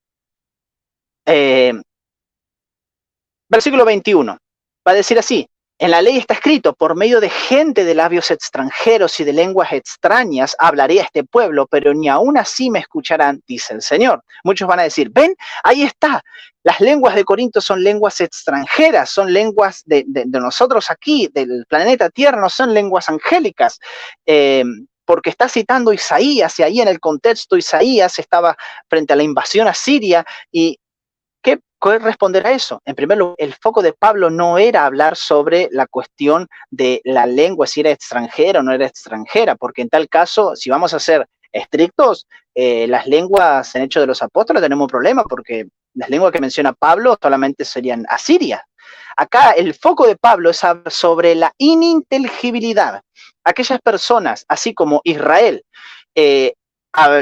vino la invasión, y como el profeta Isaías les habló, y en hebreo básico, y ellos no entendieron, no quisieron dar brazo a torcer, entonces Dios dijo, no me quieren entender así, entonces les mando a los asirios. Por una lengua extranjera que no entienden, van a recibir mi juicio. Sin embargo, acá ese es el foco. El foco de Pablo es esta cuestión, de que no iba a haber un entendimiento. Entonces Pablo agarra a Israel y se lo coloca en la iglesia, y a Siria como el incrédulo. Por eso es que nosotros nos encontramos en esta cuestión. Dice la palabra de Dios en 1 Corintios capítulo 14, de modo que el hablar en lenguas es una señal no para los creyentes, sino para los incrédulos. En cambio, la profecía no es señal para los incrédulos, sino para los creyentes. Así que si toda la iglesia se reúne y todos hablan en lenguas, y entran algunos que no entienden, no creen, no dirán que ustedes están locos, pero si uno que no cree o uno que no entiende entra cuando todos están profetizando, se sentirá reprendido y juzgado por todos. Los secretos de su corazón quedarán del descubierto, así se postrará ante Dios y lo adorará, exclamando, realmente Dios está entre nosotros. El foco de Pablo es hablar de la ininteligibilidad a causa del desorden, y como buena estratega decir, miren gente, si tenemos a los incrédulos, pueden venir a la iglesia, no van a entender nada, van a decir que están locos. Entonces, haya orden, haya decencia, por eso es necesaria la profecía. Entonces, este es el foco de Pablo, ¿sí? Mismo, la lengua, la palabra extranjero, cuando uno va a una interlineal, que es la palabra hebrea, laeg, tranquilamente se traduce como tartamudo. Se puede traducir también como extranjero, pero también con bufón. Y viene de la palabra laag, que es burlarse, ridiculizar, como imitando a un extranjero, hablar ininteligiblemente. Entonces, no necesariamente se engloba, y hay que ser estrictos en este apartado, a menos que obviamente quieran enfatizar que solamente las lenguas que se hablaron en Pentecostés aparentemente eran asirios. Así que bueno, después el pentecostalismo hace una diferenciación entre el hablar en lenguas. Hace dos acepciones: hablar en lenguas como evidencia o señal del bautismo en el Espíritu Santo, y el segundo es el don de variedad de lenguas, que eso es algo que estuvimos observando y viendo enfáticamente en el video que vimos. Ya lo hemos tocado en otras ocasiones, pero relación y diferencia si la hay entre el don de lengua y el bautismo del Espíritu Santo, o en el Espíritu Santo. Sí. Entonces, ¿cuál es la relación, por así llamarlo, que va a haber con el bautismo en el Espíritu Santo? En primer lugar, Jacques, por ejemplo, Jean-Jacques Du Bois va a decir que el bautismo en el Espíritu Santo, y va a decir en estas palabras enfáticas: la creencia en el bautismo en el Espíritu Santo como una segunda bendición distinta a la conversión es confusión doctrinal y obra del diablo. No hay ningún versículo en la Escritura que exhorte al cristiano a ser bautizado con el Espíritu. Es sorprendente ver que el argumento de los escritores pentecostales se basa en gran medida en el libro de Hechos y en los modos de experiencia de los individuos o grupos de individuos contiene más historia que enseñanza. Parece que no leyó 2 de Timoteo 3:16, de toda palabra es inspirada por Dios. Pero bueno, entonces, al mismo tiempo, como ya hemos hablado, es una cuestión de hermenéutica también. Si nosotros rechazamos la cuestión histórica y no podemos extraer enseñanza o doctrina desde ahí, nos encontramos con que tenemos que eliminar el 70% de la Biblia, y hasta la caída se vuelve obsoleta para nosotros porque no podemos tomarlo como una realidad vívida. Ahora, ¿qué les dijo Jesús a los discípulos? Que serían bautizados en el Espíritu Santo. Hechos capítulo 1, versículos 4 al 5. Y añadió, en respuesta a la pregunta de los discípulos sobre la restauración de Israel, pero recibiréis poder cuando venga sobre vosotros el Espíritu Santo y seréis testigos, tanto en Jerusalén, etcétera, hasta el fin de la tierra. Hechos capítulo 1, versículo 8. Los discípulos solo entendieron que el otro consolador, Juan 14, versículo 6, y la investidura de poder había sido enviada en el día de Pentecostés. En sus últimas instrucciones antes de la ascensión de Jesús, les dijo a los discípulos que ya eran salvos según Juan 20, 22. Y esto es cronológicamente antes de Pentecostés, porque Jesús dijo, sopló y recibieron el Espíritu Santo. Muchos van a afirmar de que Juan está haciendo una simbología de Pentecostés, pero la cronología no da, o es Juan el que tiene razón, o es Lucas el que tiene razón, o hay una cuestión cronológica ahí. Entonces, o es uno, o es otro, o son los dos al mismo tiempo. Esto es así. Entonces, porque Juan bautizó en agua, pero vosotros seréis bautizados con el Espíritu Santo en pocos días, dice Hechos capítulo 1, versículo 5. Hay que tener en cuenta que el verbo ser está en tiempo futuro, seréis. Ellos sintieron que fueron llenos del Espíritu Santo cuando hablaron en lenguas ellos mismos, y todos fueron llenos del Espíritu Santo y comenzaron a hablar en otras lenguas, según el Espíritu Santo les daba que hablasen. Hechos 2, capítulo 4, versículo 4. En este sentido, las lenguas no necesitan interpretación. El creyente solo puede hablar con Dios, 1 Corintios capítulo 14, versículo 2 al 28, y se puede dar a todos los que buscan el bautismo del Espíritu Santo. Sin embargo, no todos van a recibir este don, ¿sí? Y ahí está la diferenciación que hay entre las lenguas de señal, ¿no? Que se complementan al mismo tiempo, pero no son en sí mismos lo mismo en sustancia. Lucas, por ejemplo, las lenguas son un signo de la llenura pneumatológica con un efecto misiológico. Jesús cubre al hombre del Espíritu Santo en el proceso también conocido como bautismo en el Espíritu para poder salir al mundo proclamando el Evangelio con fuerza y audacia antinaturales. Hechos capítulo 1, versículo 8, capítulo 2, versículo 1 al 4, Hechos capítulo 10, versículo 44 al 48, capítulo 19, versículo 6. En Pablo, por ejemplo, ahí la cuestión no es misiológica. El apóstol señala que el hablar en lenguas es un regalo en la comunidad cuando se interpreta y también cuando se ejerce en la vida devocional, ya que ayuda vocalmente a la oración. 1 Corintios capítulo 14, versículo 2, versículo 4, versículo 19 al 5 al 19, perdón, versículo 22 al 27. Tener el don de lenguas, entonces, involucra una variedad. 1 Corintios capítulo 12, versículo 10. Las lenguas de evidencia no se espera que el lenguaje sea continuo, pero el don de la variedad sí acompaña al portador. ¿Por qué? El propósito es diferenciado. En ningún momento Lucas menciona la variedad de idiomas en un hablante, solo Pablo. ¿Por qué? Porque el propósito es la señal. Las lenguas en Hechos capítulo 2, capítulo 8, capítulo 10, 19, involucró todo el grupo presente, mientras que el don de lenguas fue una posesión de algunas personas en Corinto. Cuando Pablo pregunta a los corintianos en el versículo 30 del capítulo 12, ¿todos hablan en lenguas? Naturalmente tiene una respuesta negativa en mente. No todos hablan en lenguas. Y esto contrasta con todos los que hablaron en lenguas en Pentecostés y en Cesarea. Hechos capítulo 2, versículo 4, capítulo 10, versículo 44. Y se da a entender que todos fueron utilizados en lenguas en la ciudad de Samaria y en Éfeso. Hechos capítulo 8, versículo 16 al 17 y capítulo 19, versículo 6 al 7. Las lenguas en Hechos no requieren intérprete. Los idiomas están claramente reconocidos, ¿sí? Son una xenolalia en Hechos capítulo 2 y el mensaje fue de alabanzas a Dios. Hechos capítulo 2, versículo 11 y capítulo 10, versículo 46, capítulo 11, versículo 15. En Corinto, el ejercicio público del don de lenguas depende de la presencia de un intérprete. 1 Corintios capítulo 14, versículo 28. Y su mensaje es claramente profético. 1 Corintios capítulo 14, versículo 5, cuando obviamente se interpreta. Ahora, hay cosas en común entre la señal y el don de lenguas.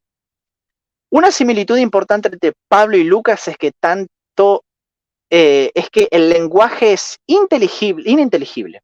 Es decir, no es el resultado de un éxtasis. Uno es consciente de que está hablando en lenguas. Las lenguas sirven como un signo para el público incrédulo. Hechos capítulo 2, versículo 4 al 5. ¿Están borrachos estos? Se mamaron y se burlaban. Hechos capítulo 2, versículo 11, ¿no? Porque despierta la conciencia del hombre pagano a lo sobrenatural y también su alineación con Dios. Hechos capítulo 2, versículo 6 al 8, versículo 6, perdón, y Hechos capítulo 8, versículo 12. Y mismo puede comparar ustedes Hechos capítulo 2, versículo 13, con 1 Corintios capítulo 14 al 23. Entonces, hablar en lenguas es expresarse con palabras que nunca aprendemos, pero que no son comunicadas directamente por el Espíritu Santo. No se manifiesta a través de palabras pensadas de antemano o vocalizadas por la persona que habla. Las lenguas son un milagro vocal y no son un milagro mental. La mente se convierte en espectador y los oídos atienden. Entonces, esta es la cuestión aquí. Si ustedes están en una iglesia y alguien les dice, desata las lenguas, y empieza a querer imitar al predicador, usted no está teniendo el don de lenguas. Usted no está tampoco siendo bautizado con el Espíritu Santo. Esto es algo que es un don simple y llanamente del Espíritu Santo. Ahora, ¿cuál es el objetivo en cuanto al don de lenguas, de variedad de lenguas? ¿Cuál es el objetivo esencial? ¿Para qué necesitamos buscar hablar y tener el don de lenguas? La edificación de la iglesia, en primer lugar. Pablo dice que todos los dones deben contribuir a la edificación de la iglesia. ¿Qué haréis, hermanos, cuando os reunís? Cada uno de vosotros tiene salmo, tiene doctrina, tiene revelación, tiene lenguas, tiene interpretación, hágase todo para edificación. 1 Corintios capítulo 14, versículo 26. Así, un propósito fundamental del don de variedad de lenguas es dar a la iglesia un mensaje en lenguas y, por lo tanto, necesita interpretación para ser de edificación. Esta interpretación se hace por el don de interpretación de lenguas. Es un lenguaje verdadero, sea de hombre o de ángeles. 1 Corintios capítulo 13, versículo 1. Cómo el Espíritu Santo lo da para que sea hablado. Hechos capítulo 2, versículo 4.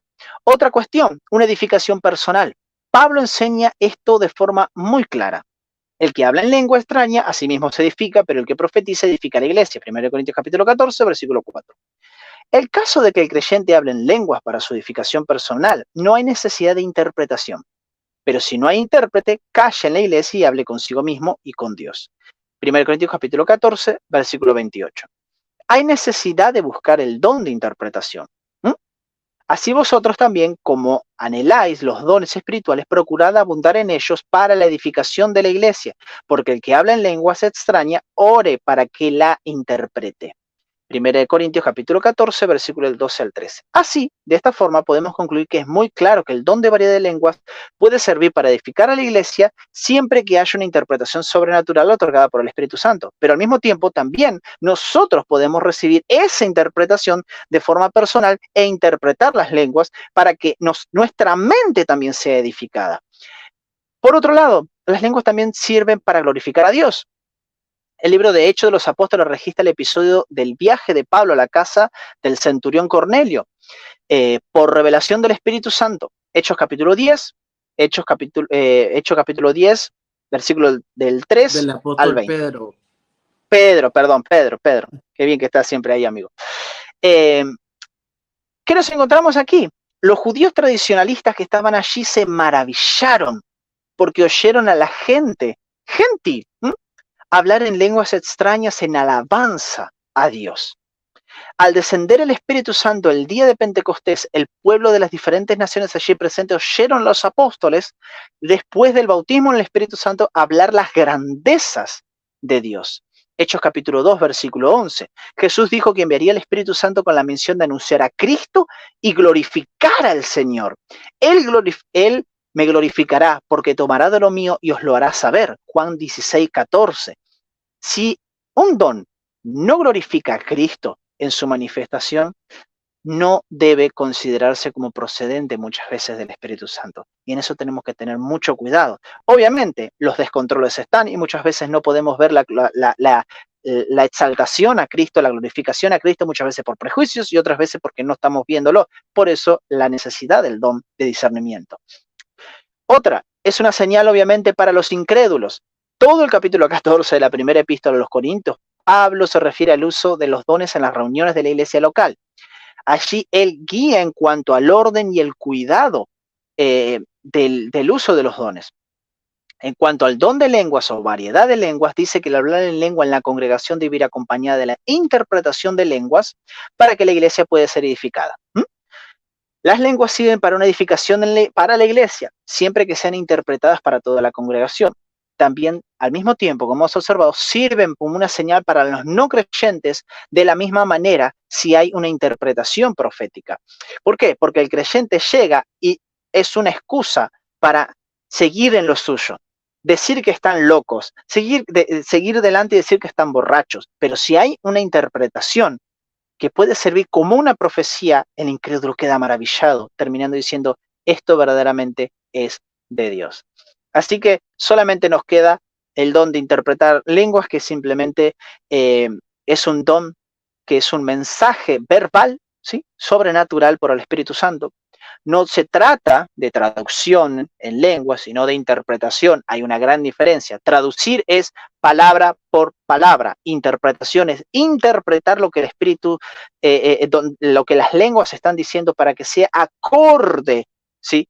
A lo que se está diciendo. Muchas veces las palabras al interpretar no van a salir justo y milimétricamente, sino que se interpreta. Nosotros cuando vamos a la palabra de Dios, nosotros interpretamos, no traducimos. Utilizamos las traducciones para poder interpretar mejor, pero no traducimos, a menos que sea alguna exegeta versado en griego que esté traduciendo la Biblia. Pero si no, nosotros interpretamos. Hay una cuestión, una frase muy común en historia, que es, la historia es una interpretación del pasado. Nosotros no tenemos cómo volver al pasado remoto y decir, acá pasó esto, esto, esto. Nosotros interpretamos por medio de fuentes. Entonces, acá las fuentes son las lenguas y lo mismo, y tienen en esencia, obviamente, que es un don del Espíritu Santo. Pablo da una preciosa enseñanza a la iglesia de Corinto sobre el uso de los dones. Aparentemente el don de lengua se usaba mucho, pero sin el equilibrio espiritual y emocional necesario. Esto no quiere decir que el don de interpretación de las lenguas sea otro tipo de don de profecía de forma estricta. Muchas veces el don de interpretación puede interpretarse de forma personal para edificarse uno mismo, pero otras veces puede acaparar la edificación de toda la iglesia y muchas veces no necesariamente envuelve una profecía, pero está latente, hay una simetría, por eso dones de locución. La profecía es autosuficiente en su acción para el que la escucha, pero el don de interpretación de lengua depende del mensaje de las lenguas para su iglesia. Ahí está la diferencia. Notable, verídica. Entonces, tenemos que tener cuidado del uso, abuso. Tenemos que verificar, aprender, corregir y darle para adelante. Hablando completamente de toda esta disertación, como de 15 minutos que di, te pasaste bastante rato hablando ahorita. Yo creo que hablando de los abusos, esta cuestión que mencionaba hace unos minutos de suelta de las lenguas, no sé qué pensás vos, pero una vez que estaba haciendo exégesis de Mateo 6, no olvido una palabra porque estaba enseñando el Padre Nuestro. Una de las palabras griegas que se utiliza ahí para repeticiones vanas es batalogueo. Y esa raíz bata tiene que ver con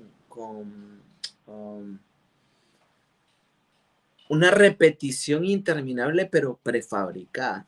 Yo creo que no sé realmente si Jesús tenía en ese momento la intención de hablar acerca del mal uso del don de lenguas, pero yo creo que entra en esa categoría. No sé qué pensás vos. O sea, cuando la cuestión ya es forzada, ya es repita un trabalenguas para ver si le sale, creo que allí, y como lo habíamos mencionado en otra sesión de preguntas y respuestas, puede entrar en esa línea peligrosa de caer en la ofensa y la blasfemia contra el Espíritu Santo. No sé si pensás lo mismo. Sí, pienso que es una blasfemia. Así como cuando en una iglesia se lee la palabra de Dios, una iglesia pentecostal, ¿no? Se lee la palabra de Dios y se lee la palabra de Dios y se lee Primera de Corintios y no se mantiene una decencia, en cierto sentido es también una blasfemia contra el Espíritu Santo, porque uno es consciente de cómo debe ser el trato, de la administración que nos da el Espíritu Santo para cada manifestación del que él reparte. Al mismo tiempo, nosotros debemos entender, tal y como lo dices, puede uno incluirlo a esta cuestión. Muchas veces se preguntan, ¿por qué, ¿por qué hacer tanto énfasis en las lenguas que muchos pentecostales tienen? Es verdad, los pentecostales hacen énfasis en las lenguas, pero principalmente porque es la señal del bautismo del Espíritu Santo. El punto focal de la teología pentecostal es el bautismo con el Espíritu Santo. Su señal, la cual creo que son las lenguas, muchas veces está en debate dentro mismo del círculo pentecostal. Pero al mismo tiempo también está el tema de la variedad de lenguas como un don para edificación personal, que puede ser interpretada y servir también para edificación, como profecía, etc.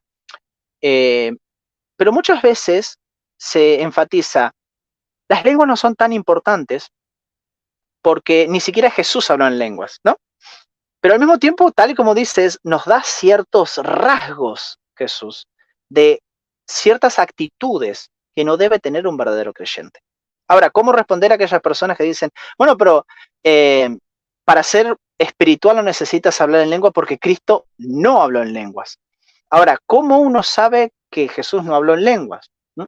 Porque la Escritura no diga en ningún momento que aparece, obviamente, que habló en lenguas.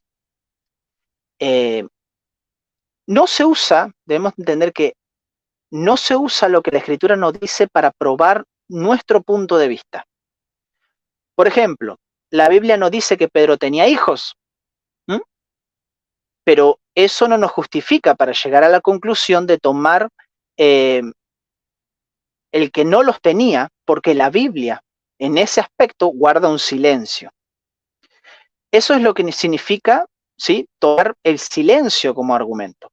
Entonces, en este aspecto tenemos que tener cuidado.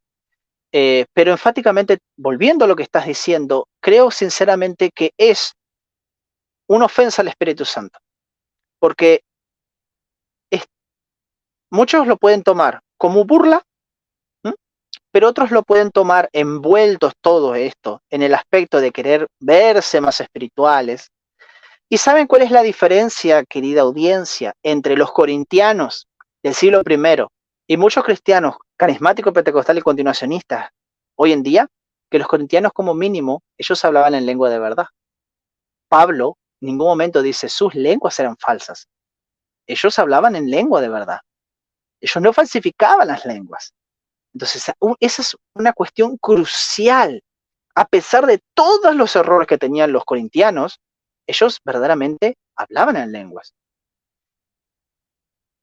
Y hoy en día nos encontramos con este aspecto, ¿no? Esta cuestión de, bueno, vamos a falsificar las lenguas y a darle para adelante. Muchas veces hay un coso de Dante Gebel, menciona un video donde a él le enseñaban a hablar en lenguas. Ahora, la expresión negativa de parte de ciertas personas, por parte del don de lenguas, de falsificarlas, no significa que todo lo falsificamos. Yo soy consciente cuando hablo en lenguas. Yo soy consciente cuando vienen las lenguas por parte del Espíritu Santo. Yo soy consciente también que puedo pararlas y frenarlas, porque el espíritu de profeta está sujeto al profeta. Ahora, creo necesariamente que la persona que hace esto debe pedir perdón.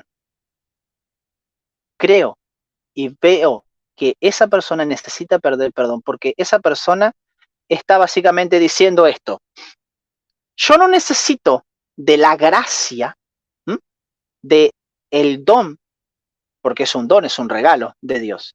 Yo me las puedo fabricar sola. Yo me las puedo arreglar solo. Es básicamente todo lo contrario a lo que es el sistema de gracia porque los dones también son parte de la administración de gracia, porque son dados por Dios, no es que nosotros los obtenemos, es dado por Dios. Y es básicamente una manifestación de dones por obras, ¿me entiendes? Y creo que va completamente en contra de la gracia que nos enseña el Nuevo Testamento. Así es. Y nada, creo que ya abordamos todo lo que teníamos que abordar, ¿verdad? ¿O todavía nos falta Sí, algo? estamos. Ok, ¿con qué venimos la semana que viene? Yo te iba a hacer un comentario ahorita, pero realmente mi mente se fue a otra cosa que estaba hablando y se me olvidó lo otro. Por eso es que a veces te interrumpo porque yo sé que soy terrible. Vos, amigo, cuando me tenés que interrumpir, vos me decís, mirá, tengo algo que decir, ¡pum! Listo. Sí, pero ahorita lo olvidé. Si lo recuerdo en Pasó. este ratito, mi mente está reiniciándose. Pero te iba a decir algo como de que los mismos que dicen que Jesús no utilizan el texto para decir que no. Ah, ahí está. Ya recordé. Los mismos que utilizan el texto para de ahí deducir que Jesús nunca habló en lengua, son los mismos que después agarran las escrituras, cuando estaba hablando ahorita de Corintios, que era el don verdadero y que Pablo nunca bendice, son los mismos que después te dicen que las lenguas son manifestaciones de demonios. O sea, imagínate, así de fuerte es cómo tuercen la escritura. Te iba a mencionar eso, pero bueno, no sé si viene. Sí, no, totalmente. Y mismo, amigo, imaginémonos, la glosolalia no existe, ¿no? Los pentecostales que hablan en lengua ininteligible, entran en un éxtasis religioso y parece que tartamudean, aunque bueno, está lleno de lingüistas, de personas versadas en idiomas que saben muy bien lo que es idioma, cómo es la estructura de un idioma, lo que tiene que conllevar un idioma, pero bueno, aparentemente como somos todos ignorantes, le metemos cualquier sílaba y lo mandamos que son las lenguas. Pero imaginémonos por un momento que las lenguas ininteligibles, o sea, la glosolalia, son falsas, ¿sí? Cuando la Biblia habla, solamente habla de lenguas extranjeras. Ahora, si yo vengo y presento la evidencia que hay de personas que han sido usadas, tanto a lo largo de la historia como en la actualidad, por lenguaje extranjero, personas que han pedido el don y no conociendo nada de siriaco antiguo, Dios les da la oportunidad. Yo conozco a alguien que ha pasado en mi ex iglesia, de una persona que no conocía siriaco antiguo y la persona fue usada en un momento para predicarle a un profesor que era experto en siriaco antiguo. ¿Y qué hacemos? Uno viene y le presenta toda esta evidencia. ¿Sabe lo que van a decir? No, son delirios psicológicos o es una actividad demoníaca. Entonces, acá el problema es la incredulidad. El gran factor del cesacionismo es la incredulidad. El gran error, por así decirlo, el punto débil del continuacionismo es muchas veces ser muy ingenuo. Por eso hay que mantener un equilibrio, un cuidado. Justo González, en su disertación sobre la historia del protestantismo latinoamericano, dice que las primeras misiones protestantes que vinieron a Brasil eran de hugonotes. Los hugonotes, para los que no saben, eran calvinistas franceses. Y hay testimonios de cómo ellos lograron entrar en la selva amazónica y hablarles de tribus aborígenes, obviamente sin conocer su dialecto. O sea, fue un milagro del Espíritu Santo, lo cual te habla de que al final nuestras teologías sistemáticas, a la hora que Dios quiere manifestar su poder, las destruye, las desbarata. Totalmente. Porque su poder es inevitable. Totalmente. Y mira cómo es, ¿no? La primera llegada de pentecostales a la Argentina, por cierto, tengo pensado hacer un curso sobre teología e historia de pentecostal de Argentina, pero si quieren más adelante. Pero la primera misión que hubo, por así llamarlo, vinieron aquí a Buenos Aires y la idea de ellos era, vamos a predicar el evangelio a los indios, vamos a predicar el evangelio a los que están en el norte. Llegaron y se encontraron con que las lenguas que ellos hablaban no eran idiomas extranjeros. Pasaron hambre, frío, necesidades, tuvieron que sacrificarse muchos niños, hijos de estos misioneros murieron de hambre, de inanición, a causa de su llamado. Ahora, eso no los privó de predicar el Evangelio, pero nos habla, y muchos aspectos ha habido de que muchos pentecostales salieron al mundo y lamentablemente esas lenguas no eran lenguas extranjeras. Por eso nos habla también de esa cuestión de la soberanía, ¿no? Del Espíritu Santo dando los dones. Los que parece que los tienen, no los tienen, y los que aparentemente no los quieren, los terminan teniendo. Amén a todo eso, hermano. Bueno, ¿qué se nos viene para la próxima semana? Vamos a hacer una crítica a Fuego Extraño. Yo diría que hiciéramos una crítica a Fuego Extraño, pero bueno. Podemos hacer una crítica a Fuego Extraño, sí. Vale, ahora voy a sacar del baúl de los recuerdos. Vamos a leer Somos me dos. voy a poner a leerlo y vamos a ir haciendo anotaciones y le damos. Le damos la semana que viene. Va a estar interesante. Y bueno. Agradecerte, hermano. Agradecerte. No, sé si por favor, amigo. decir, hemos hecho un recorrido por 3 secciones de dones, hemos visto el propósito de los dones, hemos visto la historia del continuismo a lo largo de... fue breve, de hecho, pero a lo largo de 2 capítulos, hemos visto lo que es el cesacionismo.